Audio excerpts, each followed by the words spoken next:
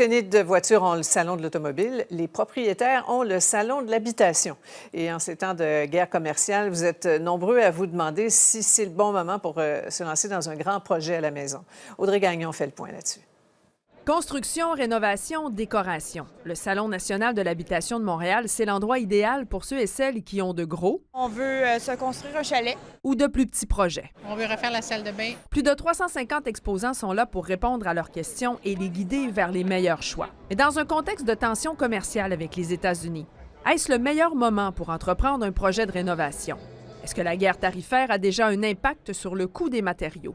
Pas pour le moment, mais ça pourrait venir. Année après année, on voit les tendances qui sont à la hausse, évidemment, au niveau des coûts des projets. Donc souvent, comme on dit en immobilier, prendre action maintenant est toujours la meilleure solution.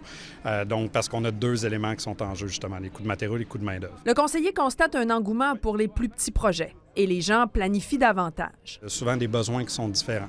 Quand on va regarder les projets de 50 000 et moins, souvent, on a une salle de bain à refaire, la cuisine est à refaire. Ça date il y a des années.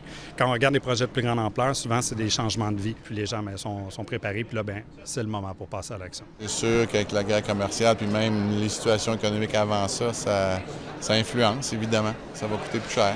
On s'attend à ça. Avec les récentes baisses de taux d'intérêt, les gens ont plus de pouvoir d'emprunt pour leur projet de rénovation ou pour faire l'achat d'une propriété. C'est certain que la baisse des taux a toujours un impact sur la vigueur du marché. Dans le contexte actuel, la confiance des consommateurs, l'emploi, les taux d'intérêt vont jouer sur la vigueur du marché. On le voit, c'est assez actif. Il y a des offres multiples, il y a beaucoup d'engouement. Je pense qu'on est encore un petit peu dans un marché de vendeurs. L'attrait pour les mini-maisons est grandissant.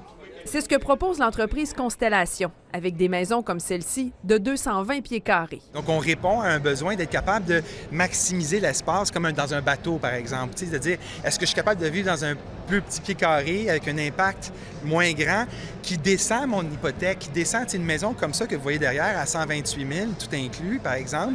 Bien, on est capable de vivre là-dedans. Ou ça peut être une maison aussi de retraite pour nos parents, ça peut être un UHA qu'on met derrière, ça peut être un studio pour les enfants. Le tout de manière éco-responsable et en utilisant des matériaux d'ici. Audrey Gagnon, TVA Nouvelles, Montréal.